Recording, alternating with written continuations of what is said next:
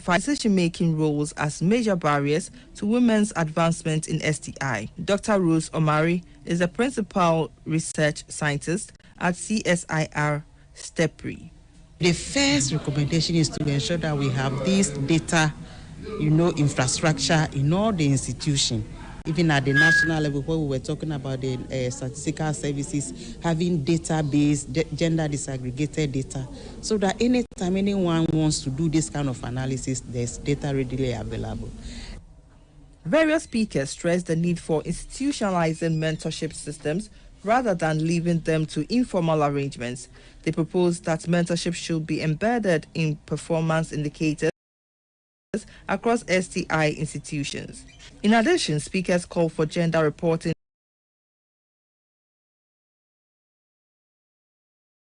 to be included in the Deputy Director General of the CSIR, Professor Marian Quinn, emphasized that closing policy gaps and investing in mentorship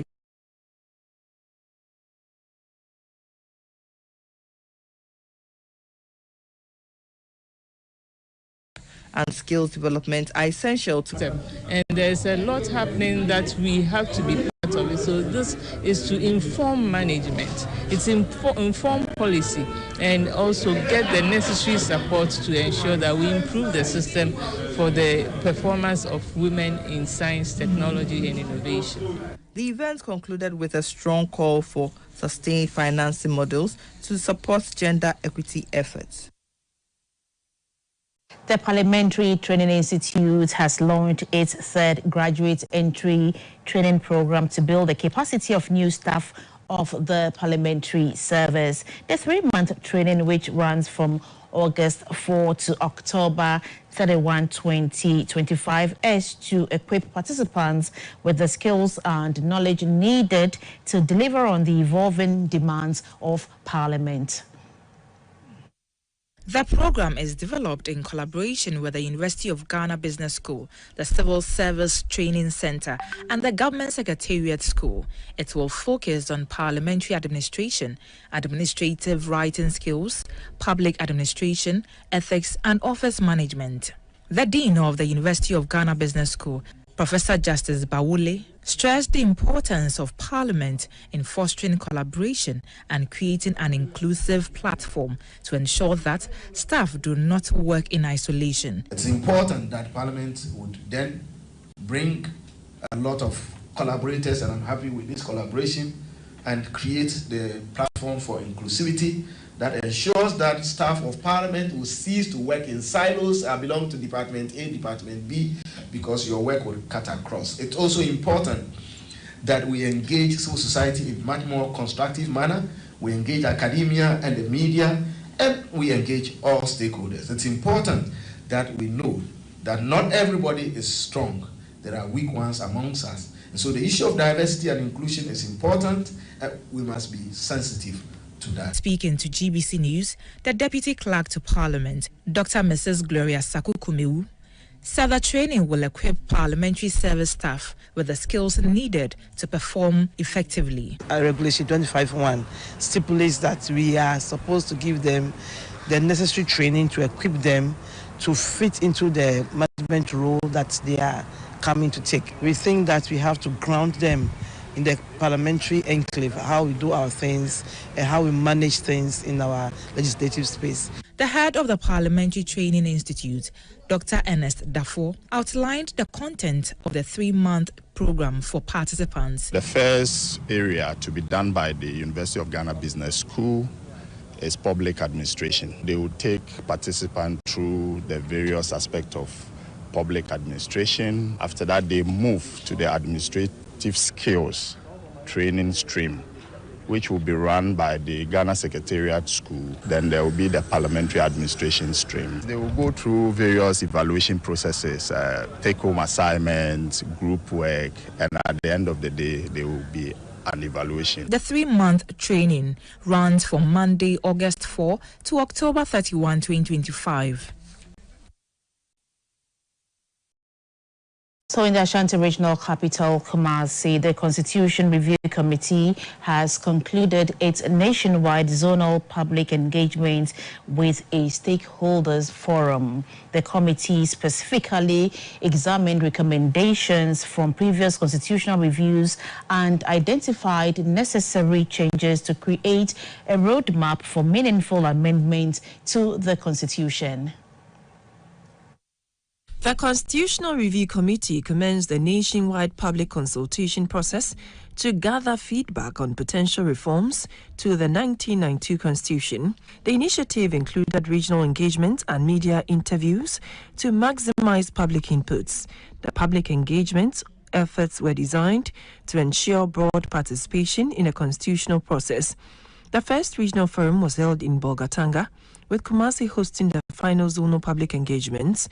Some participants called for a national development plan that binds politicians to follow the country's vision and not party manifestos, to avoid stalled projects that only result in financial loss to the state. Others also supported the election of MMDCEs, expansion of the law that gives the president the prerogative to appoint the chief executive, electoral commissioners, and the inspector general of police. The chairman of the Constitutional Review Committee, Professor Kwesi Prempeh, said suggestions and inputs made by participants were critical. The independent offices in the Constitution is a recurring issue. Chief Justice, EC Chair, EC members, SHRAD, NCCE, some even add IGP. A lot of the places we go, people really, I think there's a general sense that the president not only appoints too many people, but that the president appoints or has too big of an influence in the appointment of too many significant and sensitive offices, where people expect the office holder to be impartial. And the EC and the CJ have come up a lot for mention. The first two issues are where there's a lot of controversy. Who must bring up the name? Over to the ceremonial grounds of the presidency, where Thelma and her team are standing by with more updates. Rather everything. And it's unfortunate that he's had to leave us so soon to wherever he's going. But we will all be there one day. How did you get him to be a part of the NDC? By talking to him and convincing him. Telling him that it was a better party to be in than whichever party he was in already. What has Ghana lost in him and also the other comrades that belong to the NDC? We've lost good people who should have been around to see the success of the second NDC. All right, many times I'm going to have to leave you for you to get going. And you are, what's your name? My name is Komla Kluche. I am the presidential correspondent. All right, so that was Kwesi Ahoy, who is the senior brother, the Ahoy family. So we are still here at the Jubilee House, the presidential gardens. More dignitaries, more politicians pour in to express their condolences and also lay a wreath in memory of our fallen heroes. We are still here at the Jubilee House. Not too long ago, Dr. Baumia was here together with the former Minister for Information, former Minister for Works and Housing, Kojo Opon Nkrumah. We also saw the former Deputy Minister for Roads and Highways, Al-Hassan Tampuni. They, together with the former Vice President, were here a while ago. We have officials from the Flagstaff House. We see Madame Harrietta Bru Opon, who is the legal advisor to the president. We see Madame Bampo Ado, who is also a presidential staffer. I mean, they have been here since morning together with the Chief of Staff, welcoming the top dignitaries who have come here, and then bringing them to the location to come and lay wreaths here. Officials of the YEA have just entered the perimeter, and they will be laying their wreaths as well. They are led by CEO Mr. Malik Basintali. We also understand that some officials from GCB Bank are also around, led by their MD. So you'll be seeing them in your shots. Right. I've seen the MD of GCB Bank. There in your shot, we see the CEO of the National Youth Authority, Malik Basintali, very, very close to Dr. Omane Boama, and also very close to Dr. Mutala Ibrahim. He has come here to also pay his last respect and share words of condolence, and also lay a flower in memory of those who have lost their lives. We are still here at the Presidential Gardens in front of the Jubilee House. So there we have it. Malik Basintali, CEO of the National Youth Authority. He would also pay his respect to the fallen heroes. Quickly, we'll try to speak to him.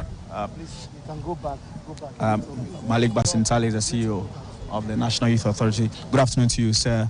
And your few words in memory of those who are fallen. All I can say is that they were great men who lived and died for this country, and it could happen to anyone. It's a tragic situation. We sincerely condole with their families. This of its kind has never happened in this country before, but we've got to take it that way. I mean, as a party and as a people of this country, we must learn from this, and we must take guide. I condole with the family. Not much will be said. All of them there are comrades, and this reminds us that we all have a place to go. We must remember to love one another and stay united and pray for one another. That's all I can say for now. Thank you very much, CEO of the National Youth Authority, Malik Basintali. National Youth Agency, I beg your pardon, Malik Basintali, a while ago laying a wreath and also sharing some few words to the media. We see also in your shot a team from the GCB Bank led by the managing director. He's also going to be laying a bouquet in your shot, the managing director of GCB Bank, laying a wreath in memory of those we mourn as a country. That's the CEO, Mr. Farhan, bowing to these gallant men who lost their lives serving Mother Ghana. Quickly, I will try to speak to the CEO of the managing director. About the fallen heroes. It's tragic. The entire country is mourning, and we as the biggest bank in the country are here to mourn with the entire country. Some of the fallen heroes have personal relationships with many of us. So this is a very tragic moment for the entire country. We pray that the good Lord grants them his mercy. He allowed this to happen.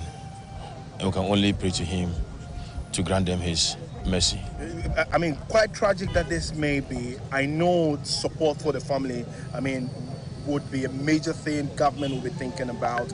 I mean, is there anything that GCB PLC probably maybe putting up in terms of a package for them? I mean, leaving behind the families, even a flight attendant, most importantly. I mean, is there anything that you would want to be putting together for the families? Let's allow government to come out with something. Once government comes out, we would join them. You talk about a personal relationship. You had any encounter with any of them? Let's leave it there. All right. Thank you very much. That's the managing director of GCB Bank PLC, Mr. Farhan Al Hassan. We are still here at the Jubilee House. We have officials from Ghana Gas.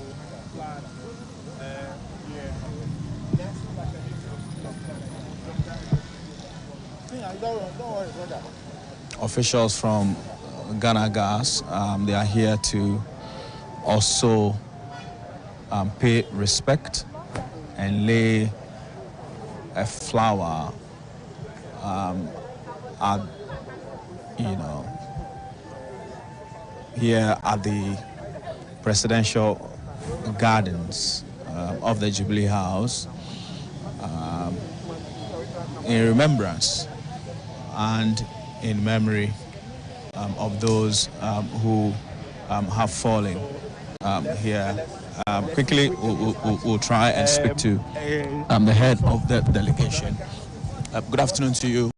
You want to share your words of condolence to the fallen heroes? Yes, today is a very sad day. Wednesday was sad, yesterday was sad, today is sadder. On behalf of Ghana Gas, I wish to express our heartfelt condolences to the bereaved families, especially the widows and the children. We also express our deep condolence to His Excellency, the President of the Republic, John Dramani Mahama, and Her Excellency, Lodina Mahama, because it's a big loss for the whole country, and they being the leaders. We express our condolences directly to them and to the good people of Ghana. We are very sad, but God will see us through. Thank you. Right, so in your line of duty, Ghana Gas, I know you do more of flying with choppers and what have you. Does this send any signal? Does it teach you any lessons moving forward? Yes, it does. Indeed, last year we suffered the same fate, the same vessel, in fact. And so we are deeply reminded of what happened to our staff last year. But we trust in God and hope to learn from our mistakes and ensure that such a big tragedy will not befall us as a country anymore. Thank you very much. From Ghana Gas, that team from Ghana Gas, we are still here. Let's speak to some more personalities who are here. The nation in mourning our fallen heroes. In fact, they played their bit this afternoon. We want to commiserate with the family, extend our condolences to the entire nation and the families. We pray that this sort of tragedy should never befall the nation again. What do you think should be the mood like in the country, not just in terms of mourning? I mean, this is one thing that the president has called for, that we should be united in this. But beyond this and going forward, it should not just be about the funeral alone. Deaths continue to happen. However, this is more tragic than one expected. How should it be with respect to the entire country? Yeah, much as we are mourning, we should also remember to learn how to forgive and live at peace with each other, and then unite as a nation and forge forward. What was the relationship like between the defense minister? I know you are with the Ministry of Defense, though, even though you are really attached to the Ghana Boundary Commission. Yeah. What was the persona of Dr. Omani Boama like within the defense setup? The defense, in fact, we work hand in hand. I've been seconded for the military under the Ministry of defense work hand in hand. When we are going on our duties outside, particularly at the boundaries, we solicit help from the Defense Ministry, where soldiers are attached to us for security, and then all other needs in the various regions, we get it from the Ministry of Defense. All right, many thanks. All right, thank you very much. So that was the Director General of the Ghana Boundaries, Commissioner General of the Ghana Boundaries Commission. He is also here laying a wreath and also paying some respect to the fallen heroes. We are still here at the forecourt of the Jubilee House. We're speaking to statesmen, we're speaking to politicians, we're speaking to businessmen, we're speaking to persons from Ghana's banking industry, the insurance industry, who have poured in their numbers to share words of condolences, words of comfort to the bereaved family. They've also come to lay wreaths. Not too long ago, we spoke to Mr. Kwesi Ahoy, who is a stalwart in the NDC party, groomed a lot of the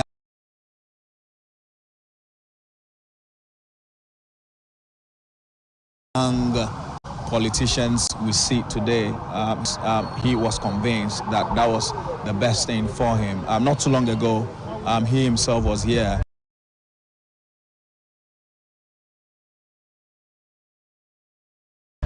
To pay respect, and also who is joining me. Good afternoon to you. My name is Morris. What's your name? Felicity Nelson.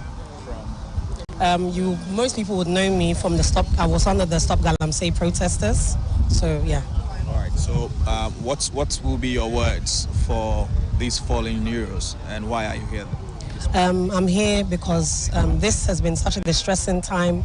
I think that if you look at someone like Honorable Dr. Mane Boama, he was such an asset to this country. This is a man who was extremely dedicated to this country, was committed. He wanted to do the right thing. You know, if you see as he's rose through the political ranks,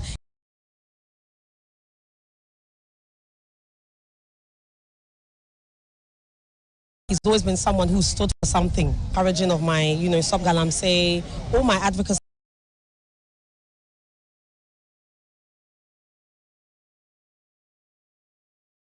work. He was someone who would always send me kind words, tell me to keep it up, and he was very encouraging. It's an extremely disheartening time for myself and for the country. We've lost.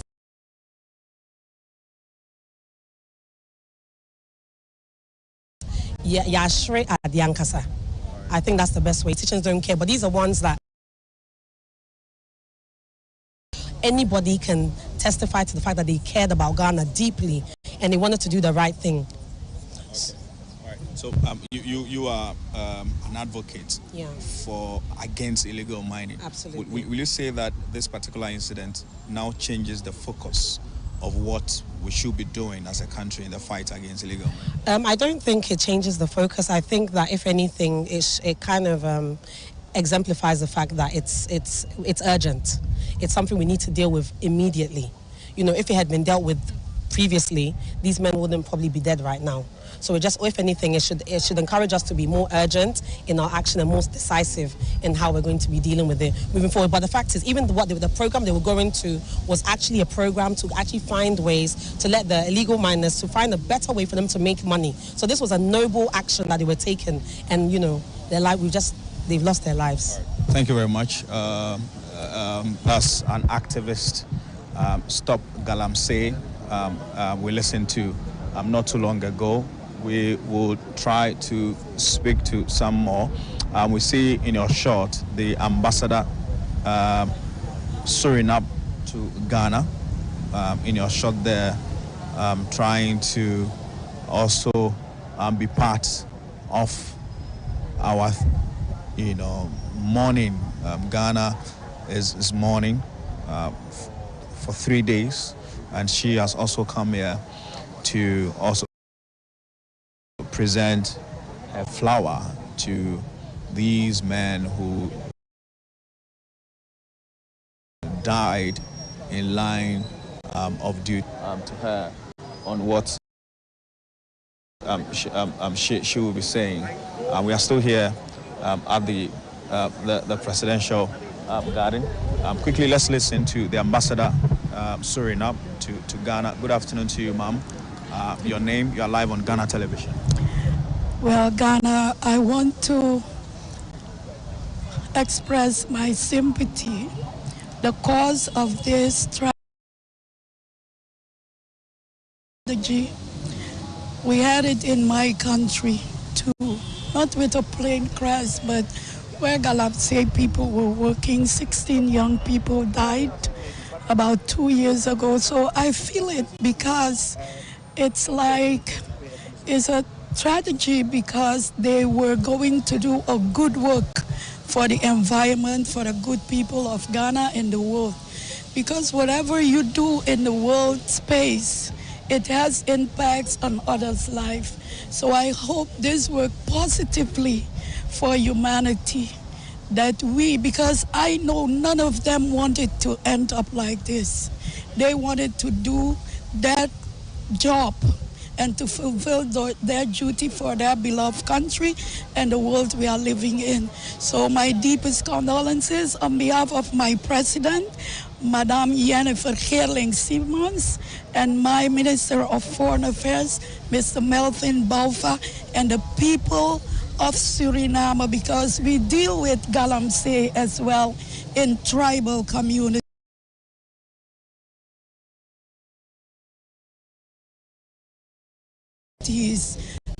If you go to that, the same solution that emotional at this moment, so please permit me to stop, and I'm sorry. Thank you very much. That's the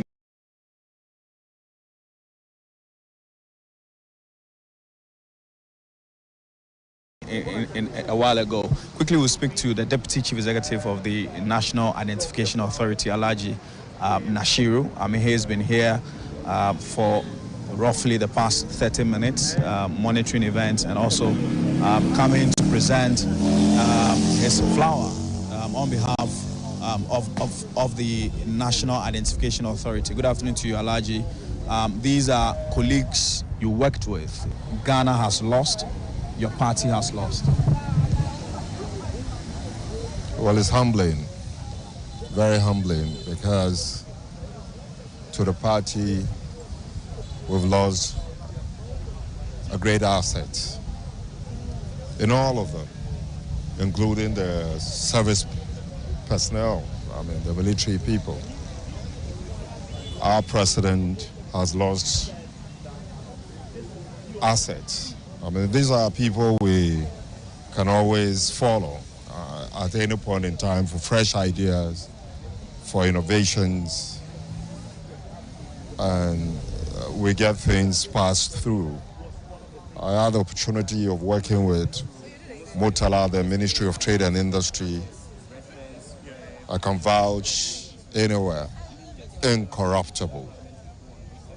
I work with Alhaji Lemuna in the immediate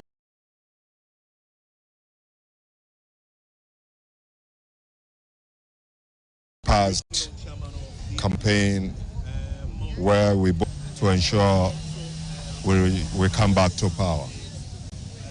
Abuaji, I got to his constituency in the evening. I complained of tiredness. He said, no, we still have some job to do. He took me to some strategic places where he wanted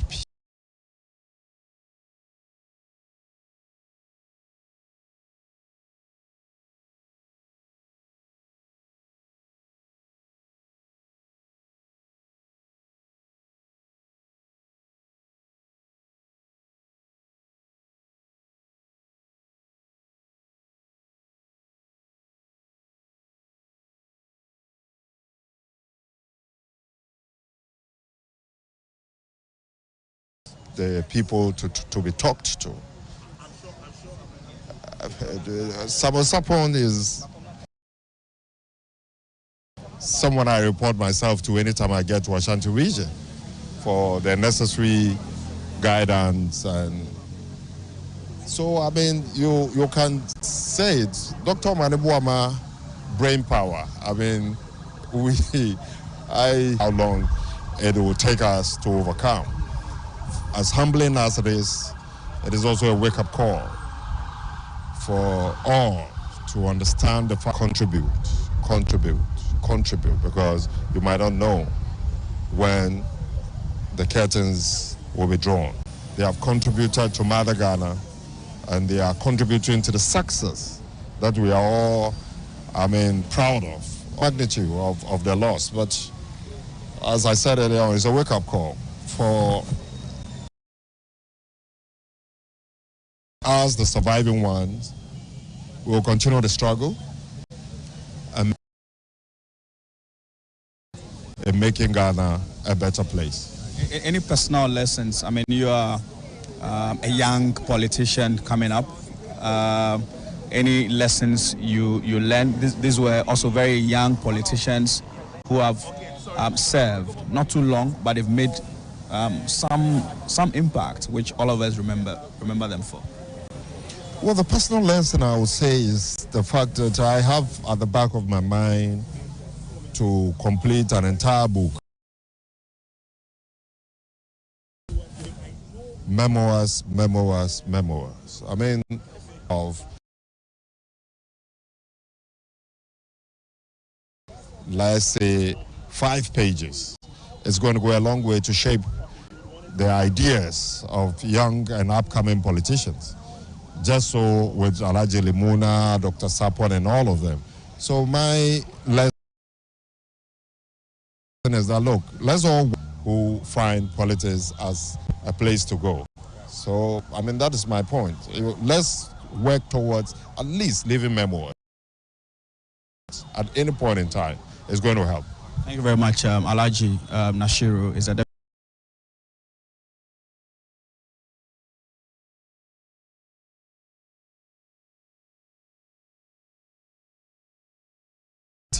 CEO of the National Identification. You are the legal counsel. In this final last term of his administration, he's made a strong point that young people should have a major role to play in his administration. To be struck by this, what is running through the mind of the president? You know, losing these young people. I saw the emotions, right on his face, how he expressed it yesterday, and also he continues to do so. But what is running through his mind with respect to how this trusted, and I'm using trusted advisedly, because of the positions that these young people hold in his administration? What is running through his mind? Well, the president is in pain that his appointees, people who are so close to him, because as you are aware, Dr. Mani, Muniru, Utala, even Samuel Sapon were very close to him. And for him to lose them in such circumstances,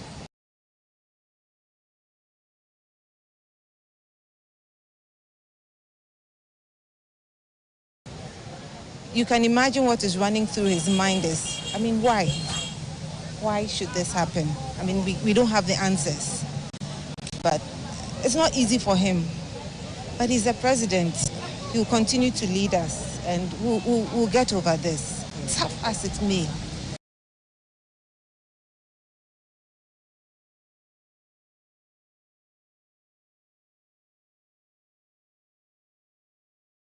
Difficult as it may, he's our president, and he will continue to lead us through this. To the extent that they were on a major assignment to fight one serious canker that has befallen this country, the issue of Galamsey. How does this issue, genuine calls people are making that he should be more stern when it comes to the fight against Galamsey. What is his thinking about this as of now? Well, I can't tell you what the president is thinking about this now, but what I can say is that the fight against galamsey has always been one that is at the forefront of the issue. So it's always at the